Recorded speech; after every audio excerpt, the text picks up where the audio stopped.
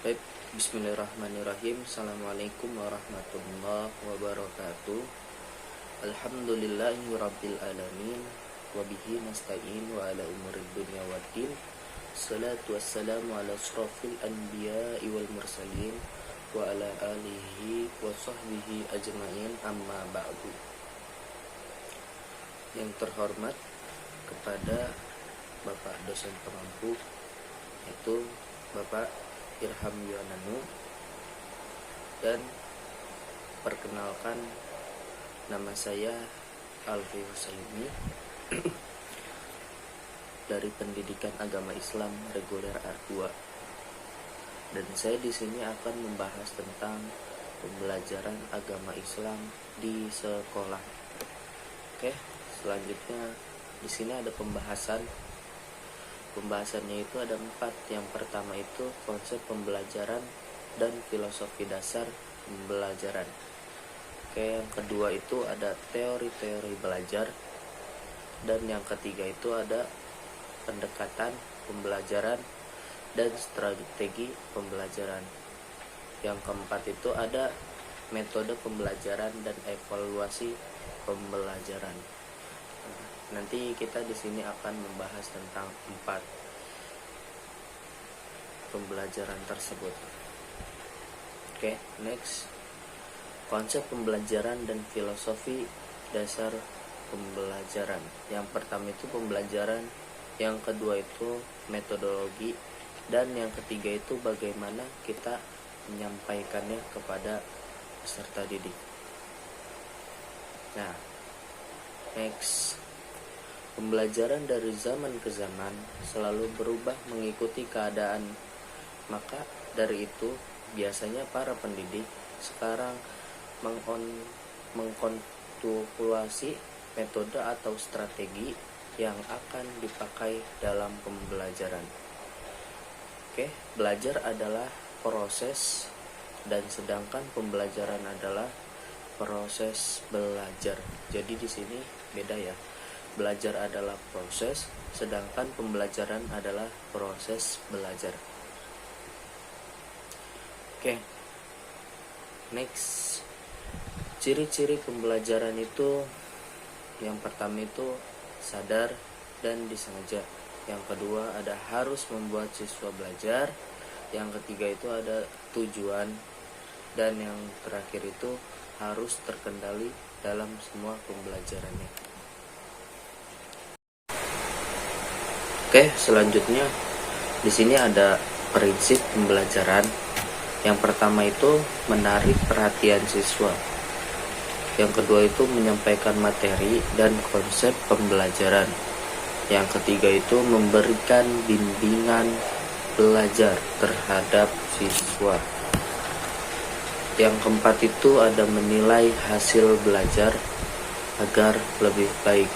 Jadi menilai hasil belajar ini biasanya kita bagaimana cara untuk menilai seseorang atau menilai siswa agar bisa menjadi lebih baik. Jadi ini prinsip pembelajaran. Oke, di sini ada teori-teori belajar. Teori-teori belajar ini ada 4. Yang pertama itu behavioristik, yang kedua itu ada kognitivistik, yang ketiga itu konstruktif, dan yang terakhir itu ada humanistik.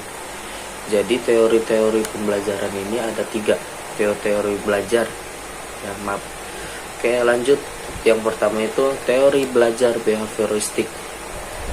Nah, behavioristik teori belajarnya itu adalah perubahan tingkah laku sebagai akibat dari adanya interaksi antara stimulus dan respon. Dengan kata lain, belajar merupakan bentuk perubahan yang dialami siswa dalam hal kemampuannya untuk bertingkah laku dengan cara baru sebagai hasil interaksi stimulus dan respon. Seseorang dianggap telah belajar sesuatu jika ia menunjukkan perubahan dari tingkah laku. Jadi kalau misalkan kita menilai seseorang dari belajarnya itu bagaimana kita harus bisa menilai dia dari sebuah tingkah laku. Oke, lanjut. Yang kedua itu ada teori pembelajar, teori belajar behavioristik. Sebagai contoh, anak belum dapat contoh dari behavioristik. Anak belum dapat berhitung perkalian walaupun ia sudah berusaha dengan niat dan gurunya sudah mengajarkan dengan tekun.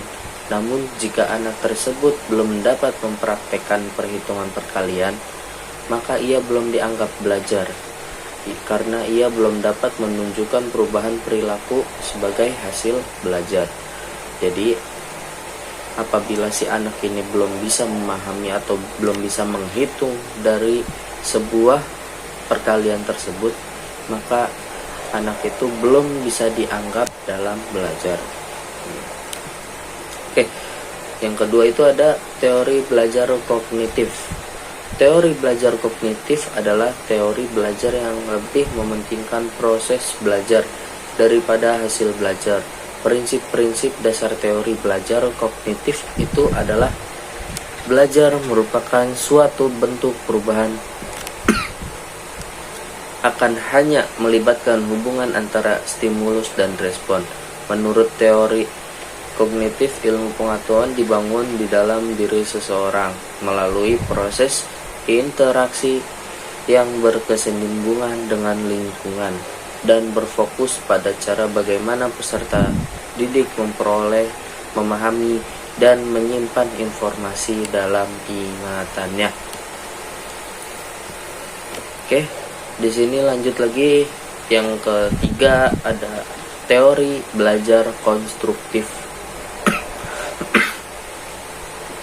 Teori belajar konstruktivisme mengakui bahwa peserta didik akan dapat menginterpretasikan informasi ke dalam pikirannya hanya pada konteks pengalaman dan pengetahuan mereka sendiri, pada kebutuhan, latar belakang, dan minatnya. Maka dari teori belajar konstruktivisme ini adalah teori belajar yang mengedepankan kegiatan mencinta serta membangun dari sesuatu yang dipelajari. Yang dimaksud dengan kegiatan membangun bisa memacu peserta didik untuk selalu aktif sehingga kecerdasannya akan selalu meningkat. Jadi kegiatan membangun bisa memacu peserta didik untuk selalu aktif sehingga kecerdasannya selalu akan meningkat. Ini dari teori belajar konstruktif. Nah, dengan kata lain, karena pembentukan pengetahuan adalah peserta didik itu sendiri. Peserta didik harus aktif selama kegiatan pembelajaran, aktif berpikir, menyusun konsep, dan memberikan makna tentang hal-hal yang sedang dipelajari. Tetapi yang paling menentukan terwujudnya gejala belajar adalah niat belajar peserta didik itu sendiri. Nah, maka dari itu, sebelum kita belajar, kita itu harus adanya niat. Nah, niat belajar. Bagaimana kita harus bisa belajar untuk berpikir atau menyusut konsep ke depannya bagaimana dan memberi makna tentang hal-hal yang dipelajari. Semua itu tergantung dengan niat, ya, tergantung dengan niat. Kenapa? Karena innama a'malu binniyat. Oke. Karena semuanya itu karena ada niat. Niat seseorang pasti akan menghasilkan yang baik. Innama a'malu binniyat. Oke. Yang terakhir, yang keempat ini ada teori belajar humanistik. Teori belajar humanistik adalah sebuah teori belajar yang memanusiakan manusia. Memanusiakan manusia pembelajaran hendaknya dipusat pada pribadi seseorang atau siswa. Teori ini menekankan pada pendidikan yang berfokus pada bagaimana menghasilkan sesuatu yang efektif, bagaimana belajar yang bisa meningkatkan kreativitas dan memanfaatkan potensi yang ada pada seseorang. Oke, teori humanistik ini muncul sebagai bentuk perlawanan terhadap teori belajar sebelumnya, yaitu teori behavioristik yang dianggap selalu kaku, pasif, bahkan penurut ketika menggambarkan manusia. Nah, jadi teori humanistik ini teori belajar yang memanusiakan manusia. Bagaimana cara pribadi seseorang itu hendaknya menekankan pendidikan yang berfokus pada menghasilkan sesuatu yang efektif. Bagaimana belajar meningkatkan kreativitas dan memanfaatkan potensi yang ada pada seseorang. Jadi di sini penurut tentang teori belajar humanistik. Nah, itu dari 4 kata teori-teori dalam belajar. Yang pertama tadi ada behavioristik, terus ada kognitivistik, dan ada konstruktif. Yang terakhir itu ada tadi yang keempat humanistik. Oke. Next. Oke, kita selanjutnya akan membahas pembahasan yang ketiga nih, pendekatan-pendekatan pembelajaran dan strategi dalam pembelajaran. Hubungan teori dengan pendekatan. Nah, yang pertama itu ada hubungan teori pendekatan. Yang pertama teori behaviorisme. Pendekatannya adalah dari sebagai sumber ilmu. Dari semua sumber ilmu itu termasuk dalam pendekatannya teori behaviorisme. Oke, yang kedua itu ada teori kognitivisme. Pendekatan adalah siswa aktif. Nah, jadi dari semua siswa kita akan mengambil dari siswa-siswa yang aktif untuk bagaimana cara pendekatannya itu termasuk dari teori kognitivisme. Nah, yang ketiga ini ada teori konstruktivisme. Pendekatan adalah sebagai fasilitator atau moderator ilmu. Jadi moderator ilmu sebagai fasilitator ini pendekatannya itu termasuk dari konstruktivisme. Oke, yang terakhir itu ada teori humanistik. Nah, bagaimana sih cara pendekatannya? Nah, pendekatannya adalah perkembangan dari potensi diri. Nah, dari potensi diri kita, bagaimana cara untuk pendekatannya, bagaimana cara berkembangnya. Nah, perkembangan potensi diri ini sangat termasuk dari teori humanistik. Jadi perkembangan potensi dari diri seseorang. Oke, lanjut. Di sini ada macam-macam pendekatan dalam pembelajaran. Nah, yang pertama itu ada konseptual. Nah, konseptual itu yaitu pembelajaran dari kita sendiri. Yang kedua itu konstruktivisme. Yang ketiga itu ada pemecahan masalah. Yang keempat itu ada integritas. Yang kelima itu induktif. Yang terakhir itu saintifik. Oke. Klarifikasi metode pembelajaran, hubungan teori dengan pendekatan. Oke, hubungan teori dengan pendekatan itu strategi pembelajaran. Nah, strategi pembelajaran langsung terhadap siswa atau murid. Yang kedua itu ada tidak langsung. Yang ketiga itu interaktif. Yang keempat itu mandiri. Yang kelima itu pengalaman. Yang keenam itu role playing. Yang keenam itu terakhir ada karya swasta.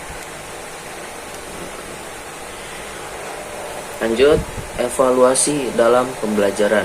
Evaluasi ini ada pengukuran pembelajaran, yang kedua itu penilaian pembelajaran, dan yang terakhir itu ada evaluasi pembelajaran. Nah, jenis-jenis evaluasi ini, jenis-jenis evaluasi tujuan. Ini evaluasi diagnostik, yang kedua ada evaluasi formatif, yang ketiga itu evaluasi sumatif. Nah, kalau nggak salah evaluasi diagnostik ini adalah evaluasi formatif ini adalah kayak sebagai ujian tengah semester gini. Oke. Di sini ada kesimpulan. Nah, kesimpulan ringkasan atau kesimpulan. Yang pertama itu ada teori behavioristik, adalah teori yang mengalami perubahan tingkah laku seseorang dari yang tidak tahu menjadi tahu. Yang kedua, kemudian ada teori kognitif, yaitu dengan tujuan melatih mental agar terjadinya perubahan pengetahuan. Dan yang ketiga itu kemudian konstruktivistik, adalah teori belajar yang mengedepankan kegiatan mencipta serta membangun dari sesuatu yang telah dipelajari. Yang keempat ini ada teori humanistik, ini lebih mengarah kepada introspeksi diri dengan mengacu pada kepedulian terhadap masalah orang lain hadapi. Nah, yang dalam pendekatan belajar itu kesimpulannya, pendekatan ini adalah suatu titik tolak atau sudut pandang kita terhadap proses pembelajaran yang merujuk pada pandangan tantangan terjadi sesuatu yang sifat sangat umum. Dia dalamnya mewadahi, menginspirasi, menguatkan, dan melatari metode pembelajaran. Penting melakukan pendekatan ini karena tergolong siswa yang aktif dan mandiri dengan adanya pendekatan tersebut. Lanjut lagi, ada strategi pembelajaran. Nah, bicara soal strategi ini adalah seluruh rangkaian penyajian materi ini meliputi agar aspek yang langsung tidak dalam proses memahami strategi pembelajaran di sini ialah perencanaan dalam pembelajaran. Tercapai tujuannya, maka guru dan siswa harus melakukan strategi. Nah, di sini ada metode pembelajaran. Oke.